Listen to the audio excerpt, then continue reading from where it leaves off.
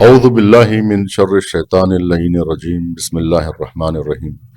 آج کی گفتگو در حقیقت ایک ایسے یونانی فلاسفر کے بارے میں ہے جو جہانگیر شہرت رکھتا ہے، لیکن اس کے باوجود بہت کم لوگ اس سے واقف ہیں، لیکن دنیا علم و دانش اس کو اچھی طرح سے پہچانتی ہے، یعنی ارسطو یا ارسطاطالیس۔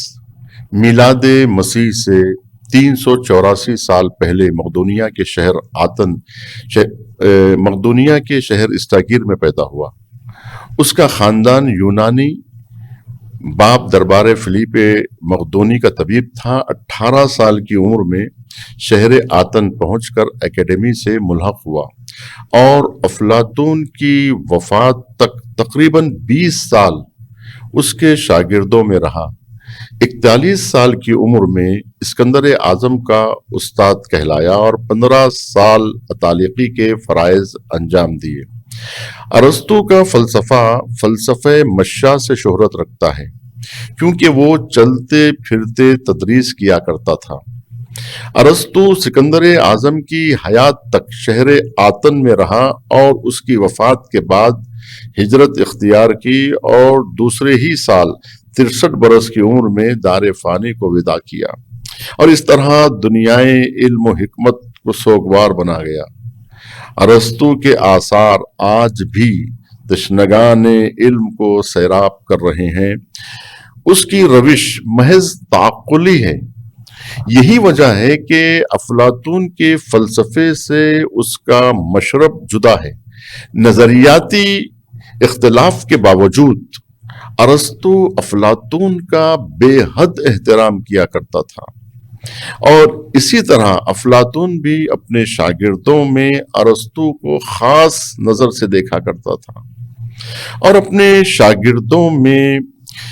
شاگردوں کے مقابل ارسطو کو حوزہ علمی کی عقل کہا کرتا تھا، جبکہ ارسطو نے افلاطون کے نظریات کو رد کرنے میں کوئی کسر باقی نہیں چھوڑی تھی۔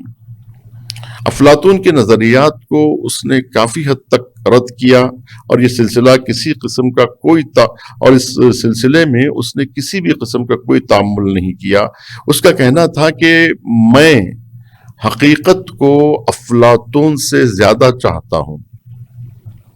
وہ حقیقت میں علم و شعور کا پیکر تھا، دریائے معرفت کا عظیم شناور تھا، اور اس نے مختلف علوم اور فنون کو رائج کیا، بلکہ اسے چند علوم کا موجد بھی کہا جاتا ہے۔ علم منطق کی تدوین کی نسبت اس کی طرف دی جاتی ہے۔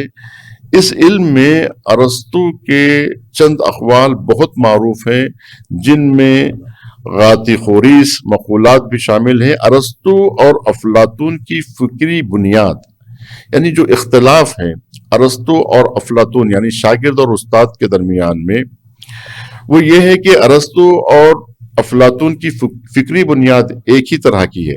دونوں اس بات کے قائل ہیں کہ علم جزیات سے تعلق نہیں رکھتا، بلکہ صرف کلیات ہی علم ہے جسے عقل درک کر سکتی ہے۔ استاد اور شاگرد کا اختلاف یہاں سے شروع ہوتا ہے کہ افلاطون وہی کلیات معقول کو موجود واقعی سمجھتا ہے اور اسی کے وجود کو مستقل جانتا ہے۔ جزیات یعنی محسوسات کو اس سے ہٹ کر موہوم اور بے حقیقت سمجھتا ہے۔ وہ محسوسات کو معقولات کی ظاہری نمائش سے تعبیر کرتا ہے اور اسے حقیقت کا سایہ تصور کرتا ہے، لیکن ارسطو کلیات اور جزیات کے فرق کو صرف ذہنی حد تک تسلیم کرتا ہے۔ وہ در حقیقت حس کو مقدمہ علل جانتا ہے اور خارج میں پائے جانے والے افراد کو موجود واقعی سمجھتا ہے، جو مصول افلاطونی کے خلاف ہیں۔ اس نے مصول افلاطونی کے رد میں متعدد دلائل پیش کیے ہیں، جس کا ذکر طول کا سبب ہوگا۔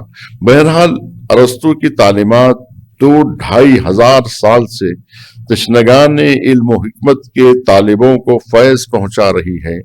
अरस्तु मुअल्लिम अव्वल से शोहरत रखता है और उस पर यह खिताब जचता भी है।